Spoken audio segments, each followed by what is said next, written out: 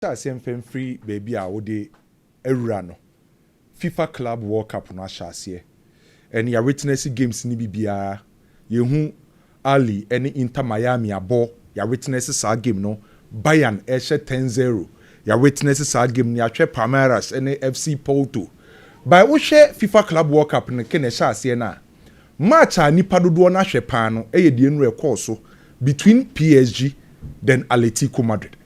Nipa mpokura kura stadium ho na eye 80,000 plus.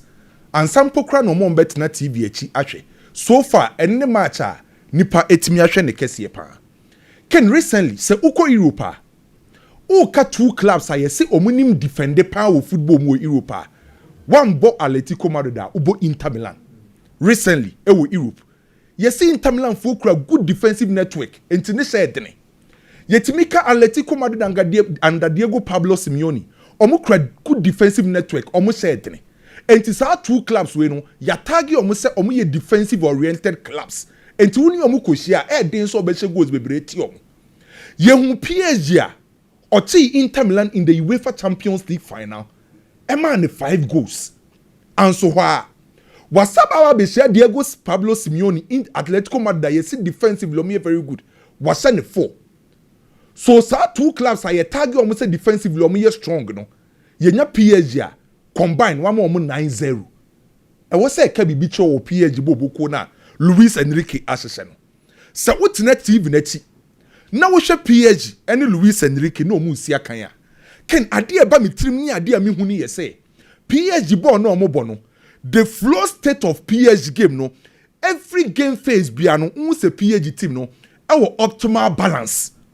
Se PSG for ni si akan a sa the flow of the game ni state no every time bia no stage bia no unso mo optimal balance e wo mo ball no mo boni enti sa wo hwe PSG a omu kura ball a omu wo balance omu nkura ball a omu wo balance omu defend a omu wo balance omu defend omu wo balance enti akwesi boni ka se PSG boboko no omu wo optimal balance every phase of the game ene ma omu ye special on say recently UEFA Champions League no omu je ye no na omu use strikerless system na omu mbo a typical number 9 eye Kvaratskhelia abrante e friend say Dembele and Doué and the omu front three no by enra against Atletico Madrid ye hu say Luis Enrique decide say obema abrante friend say Gonzalo Ramos asase as the main number 9 being an obstructive forward player e dey ama PSG boboku no enti ado decide so be say this time around on cost strikerless biem Bobe Yusu Gonzalo Ramos our the final third.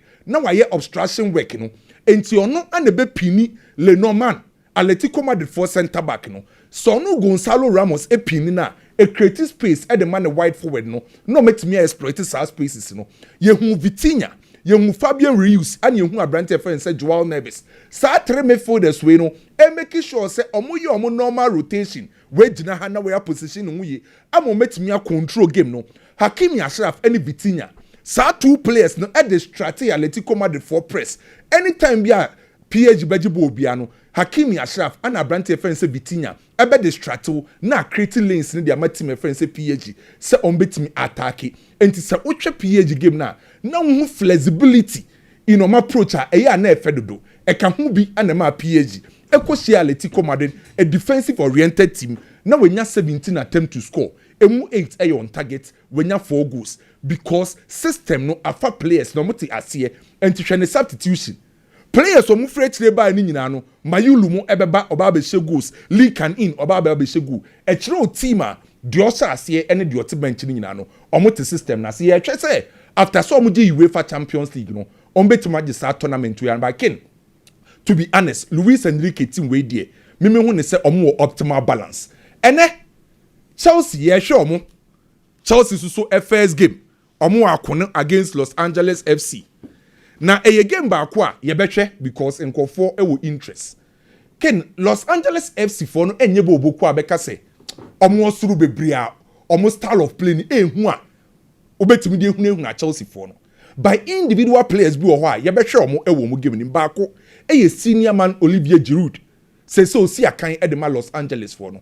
If it is so free Italy eko PM wo hono wababa be the main man wababa be the face of the team or that vast experience Oceanic former club and edu sa stage ya opeso prove say emfa ho ne MLS osia kemi no ohia teams akesie na obetima prove ne what enti ebe hu abrante friends Olivier Giroud say also with the experience at the Los Angeles for no then another experienced goalkeeper Hugo Lloris also so a vast experience both club side and national team on here any introduction of world football or a World Cup winner with France also so a goalkeeper and also betre because no England no was Spurs Oshia Chelsea for no onim Chelsea for no ya betre sad abrante no then Ghana for so interest because ebe hu ya oyebua our Los Angeles ya oyebua talent ba akwa ken na Ghana for wo gidie se obedru anim pa because of free right to dream no call Manchester City anu akọ nam loans no dia ba be pie mo Los Angeles those say when do some pempen so na ni expect no by the technique ni speed no yebe hu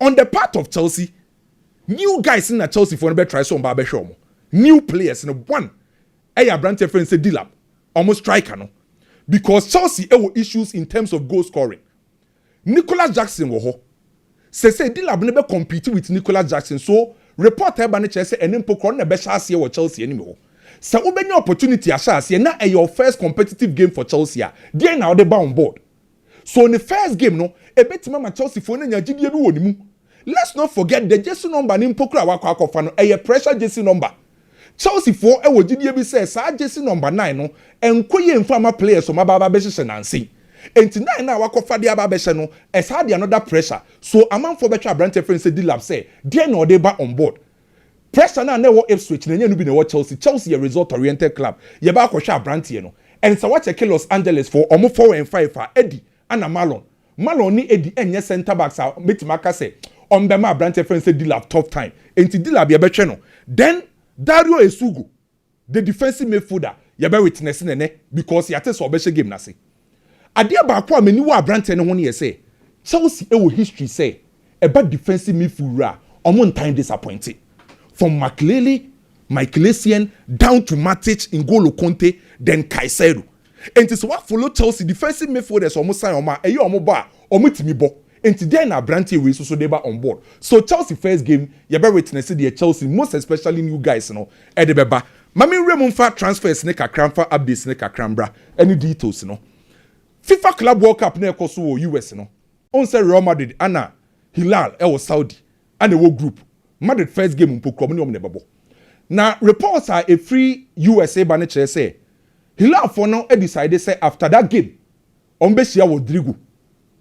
Real Madrid for Brazilian international no me need nkomo na no ana Ronaldo ne team all na asafo ate sa sorry no ana mo so send delegation e dia ko US so mo so nko hia Rodrygo na reports na free Saudi banim pokra che say all na asafo are ready to offer Real Madrid 130 million euros for Rodrygo na ntianko ni Ronaldo mo mfa be pimpim on say Sadio Mane on person mo yini free bobo nim so Rodrygo so epese obo as a left winger enti oba na nka left wing no ono na gina ho na Ronaldo gina finfin enti El Nasafo no ayoma dwen say 130 million euros nyame adoma mo send delegation akọ US no makohia Rodrygo no mo so convince no so two top Saudi clubs Hilal ana El Nassr omo nyina no epa brantia ye friend say Rodrygo na Ghana to nsensem no Spurs for ni interest ni kene shoot kosoro on say Liverpool ni teams bi o mebia no mba o motebo na o matwemo by yes Thomas Frank instructed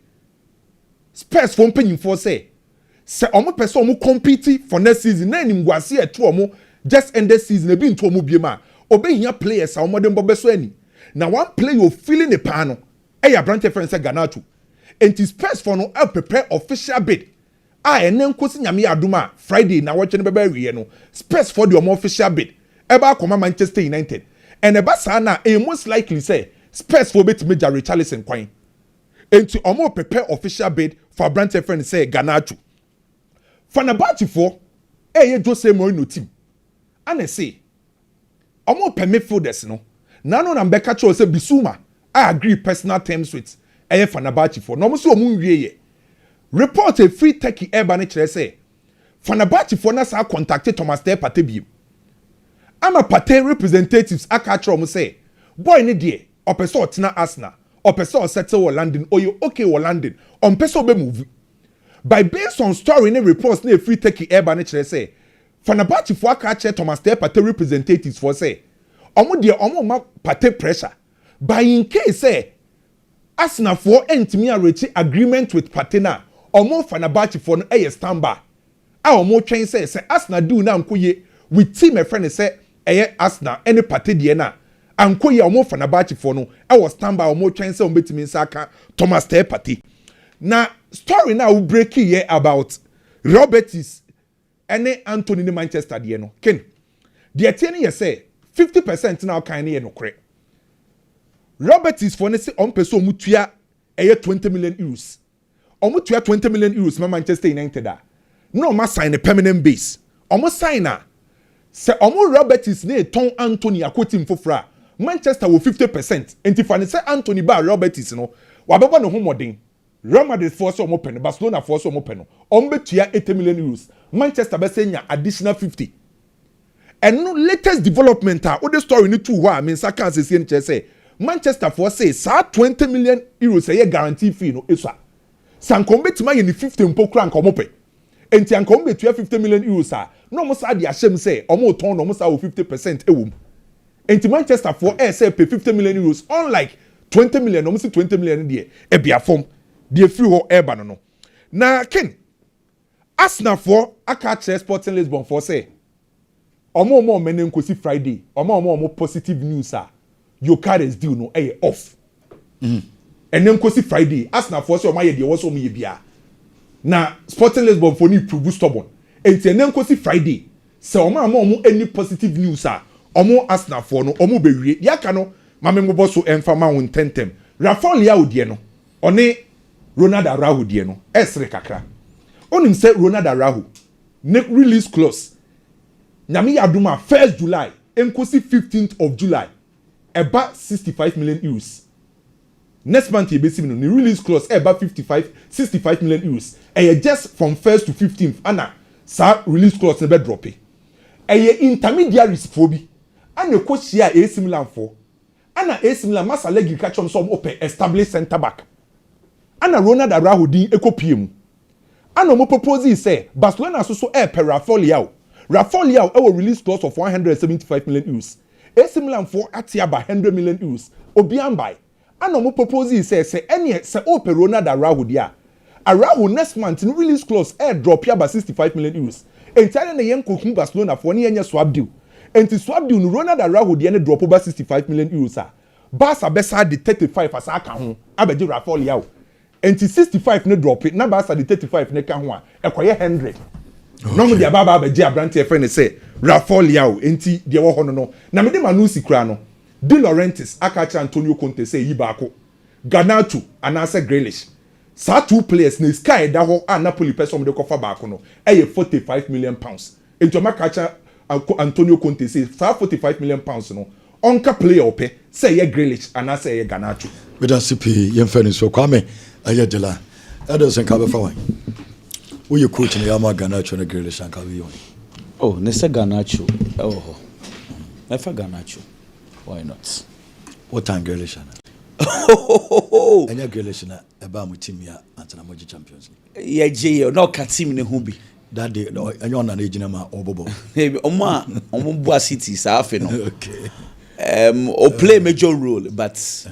we respect him a lot I feel say Garnacho a very good player people disrespect him sometimes Onibobo but one say get me sad the decision making ama bebre as a omo fan say Onibobo pa uswa na wenya say o stable club ko bebo you see Manchester United enye stable inti obetom na afe na wo develop ba eden apart from Bruno Fernandes player Ben partners is the obobo power Manchester United into the club is unstable kakra into media sa boy no mo man ko unstable club na mo hwade Ken me da say awosi awo dunkwa no fen ma me chia no senior man na double soccer academy Ken nyame adomu akwesiada ye wo sefi debiso inti nyame adoma me hira mo hia na ye be justify na for ye choose ye player e dey free wo ye pe place ti sehwefo ni nyina mo hia drew a na afei there will be an aka wasam ken afei ye monkomo first of all Ter Stegen issue no looks like it is getting out of hand na ene asanswa babio say boy no still no obo no or still no betina club dem na Ter Stegen issue me person me be a different page be eso de kyerɛw say it looks like ya akoye me to say and no na the basis of Ter Stegen minko no papa be your friend Tony Tapalovic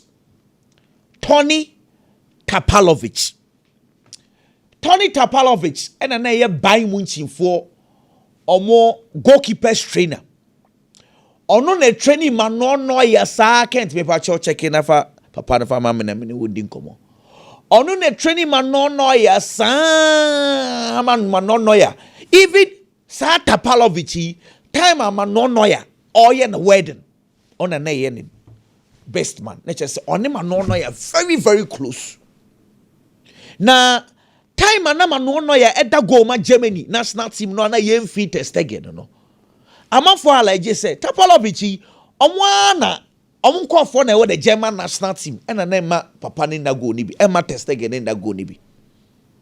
Now if you do remember very well you call World Cup by Hans Flick and the German national team ko by mkogu omu enimu ase no there was the Bayern Munich block versus clubs are players are ambo born from a Bayern Munich. It's omo accuse Hans Flick of playing the Bayern Munich players because are used to them. It's players like Ike Wonderwan, Kai Havertz, Ter Stegen. No say sa players na no mo hardwin with team ni mo against Hans Flick. Temi yepa. It's time a Hansi buy no. Our Pamu Ike Wonderwan, one of those things I want for a point out and it's like Kai. Only Ike Wonderwan issues for the German national team. Okay. Hansi buy all fun and call for no. Can me patch on my picture no. Hansi appointed Tony Tapalovic as the goalkeeper's trainer. Can me patch on what's in command me didn't say. The man who had issues with Ter Stegen now has been appointed as the goalkeeper's trainer. And a Tapalovic in a buy, you know. Na Barcelona goalkeeper's trainer or that. Goalkeeper's trainer no what than near for the Jose de la Fuente. Ono why Juma Barcelona since 2012. Ono so ni put ni papa ni Ter Stegen. Ono put no contract son ye January ya. And the Ter Stegen force ya say omo man ntina. Me ba chong unya the picture ni tin kwabo bi. Jose de la Fuente. Inti de la Fuente na ni tin kwabo da wono. Ana Tapalovic no ono na ene coach ni susu gina ho no. It's because of the role of De La Fuente and Omaya Tapalovic as a technical assistant, but the role Sankaso should have been a goalkeeper's trainer. It's nipa me no nominate Ter Stegen away issues Germany no. I'm about to know who is here. Yes, next. Now, it's me 100% to say that is the reason, but clearly there are issues. There are clear issues. They say last week about Bontin say Eda omeka se Ter Stegen nkwa Ter Stegen beko no De La Fuente ondi ne chinko then I catch you. You see, Ter Stegen, we are not even taking Ter Stegen out alone. We are taking him alongside his favorite goalkeeper's trainer. So on free club now afi Hansi any Tapalovic na ne we gina ho no man no ye gina. Ombe take over no munye adwuma no. It's clearly the goalkeeper knows the situation no a toxic because sanko for no more no omo shada am feeling bi asa and ono so I na dwen say dey sadia yani mo be sie nipa now ne tete ni nyina ne say enye healthy. Personally, if I had any way to advise, I would have told him say on free club monko emfa. Because Barcelona, they've done this to so many players. They have ways to tarnish your image outside. Master, he needs to leave. Because clearly, Nipa na onini ye jumano. And then the Oba ye juma say, Tapalovic, on a technical assistant. Once De La Fuente leaves the club, he will become the goalkeeper's trainer. And so what is the point of staying in the club? What you doing? Nico Williams, Luis Diaz, decision making. Came up with Chow. The tennis is the Liverpool forever Luis Diaz, 80 million euros. 80 million euros, no.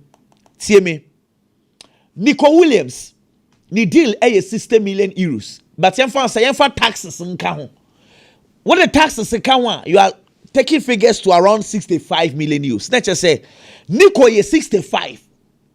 Luis Diaz 80 million euros. Luis Diaz said 28 years. Nico 22 years. Ideally, the best way Nico no go for or sound so you're young, you go for Nico. And this but this is where the mathematics comes in. In the Nico Williams deal, Chester would can cast down. Tam now what time they are to now call.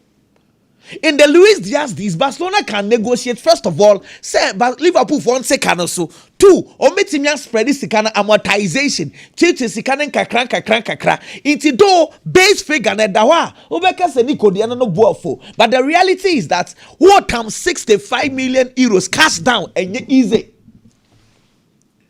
Into decision, you know, and that from trust how. But you also commander me ni udinase. So be torn out the amount. Kine me torn me phone the amount. Me jisika boom. Chain say kwame the na say for sika bra. Nkakra no wetu etu na nyina ewia. Wa hwede ya, wa dwen beko sika na wetu etu na nkakra no. Enti Deco and his technical team they need to take a decision. Dia tosubio, hwe transfer bia ye risky. I understand.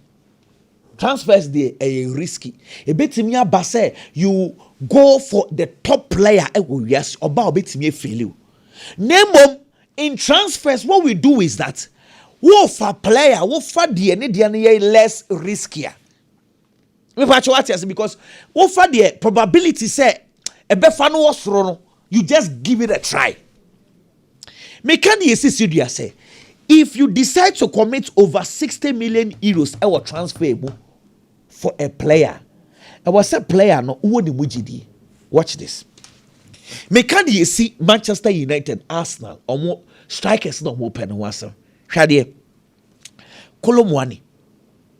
PG take a risk bia. Me kai so mokota, but I kept on saying say Kolomwani no. Wabo one good season pe.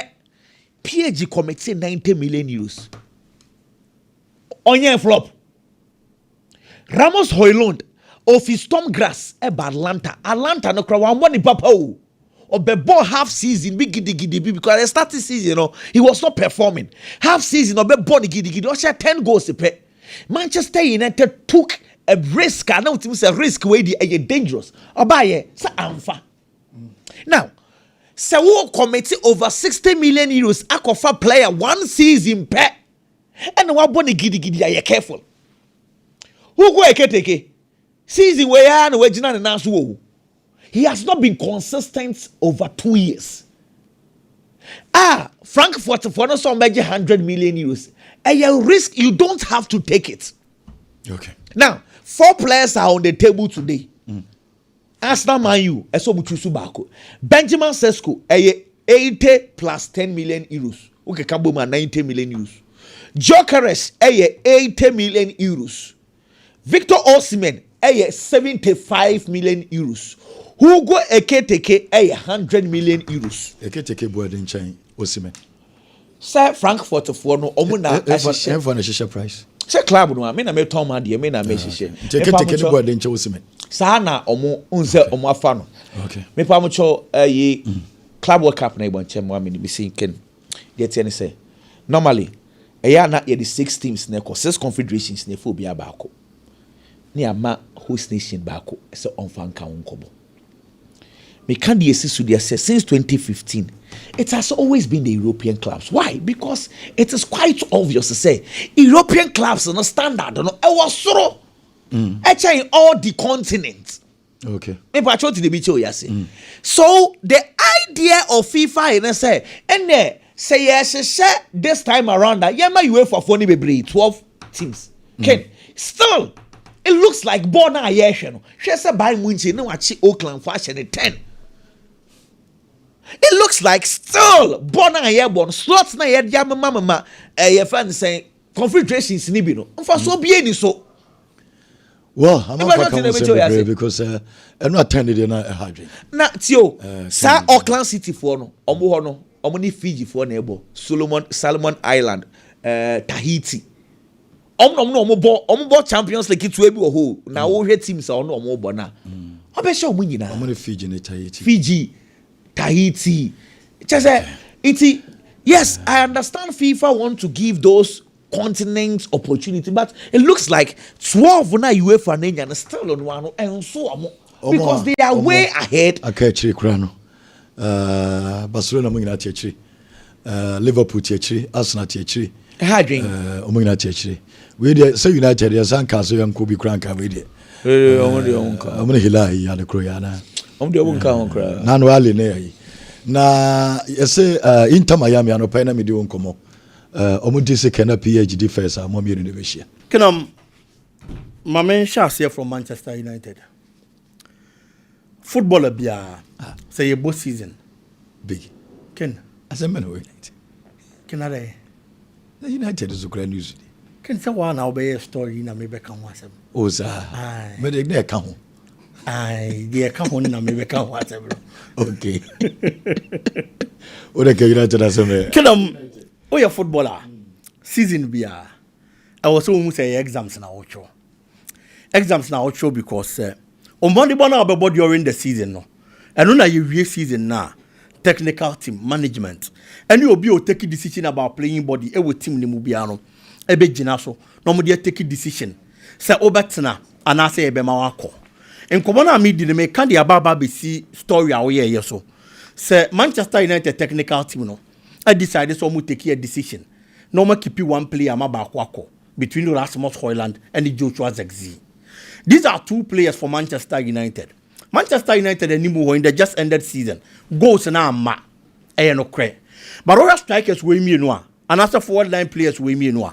Na bia ye bi sasa the Oshe goals kese na yemfa nyi ba ko a. Ube decide say bia obe Højlund because at least Oshe 4 goals. Emma Manchester United. Zirkzee Eshe 3. Emma Manchester United. But Oma decided so mube keep Zirkzee. No mama Højlund ako. The idea make us say oh Bobo exams now ye because Zirkzee ba in the first season of Manchester United na ebo wie. And Zirkzee as a player. In the first season no. There were a lot of lapses on the ball anymore. No clear. But at least player bia, footballer bia, e make him mover. Me no to say the first season adaptation period. It will be here time kaka. It in pain be say player banasa anko ya. First season obi ase already afei na waba. It yenya abotrem fama no because everybody following the game admits and understand. So first season no, I was a player and adapt and say no more the best of results. There are times I obenya players are oba na na farmer no and only dan chain. But ye nim say oba ube take time kakansa na niema fire edi amount. It's in the first season. Now once I was a typical number 9 for Manchester United. There were a lot of times about different positions behind the lead striker and as an auxiliary striker. Most of the time no as a typical number 9 and no more 3 goals. It don't be to me decided on be pardon no. But Rasmus Højlund as a striker, a typical number 9 for Manchester United. Ken, the second season of boy and the first season was better than the second season. In the first season for Manchester United, Osher 10 league goals and assisted twice. It will league anymore. Last season in the second season, Manchester United supporters they expect an improved performance. No, I find a goals in a drop. Washer just 4 throughout the season. One man assist to be it was second season. Was a adapt here. Now performance and the best rise. No, I find a performance and it decline. Big Basso Muna strikers and yes, sir. Yes, Basso Højlund. Odim go Shechain. Zirkzee ojetumsa unim go she ba yem fa say wa she go su chen ana o season e boy o che go su chen enti e de ntima de o she dodo no onu mom na yese onkona de one she dodo no stay enu ti na make say e adaptation e ho asem ye fa say wo abo 2 seasons o first season now modern one was so chen second season no wa adapt here we and I want this kind of performance for Manchester United but Zirkzee no afei no no ne adapt and the performance you gave, who season mu. And I feel some cafe na adaptive young can never be kind the amount. I find a performance and a year bay, take off from. And for me, menem penny for the bay. Some of them has another opportunity to prove himself Now Rasmus Højlund as a striker for Manchester United because after our first season there, yeah, expect us to adapt we are give numbers a very encouraging, but he who is some from fear brand here now. Ken Stegen.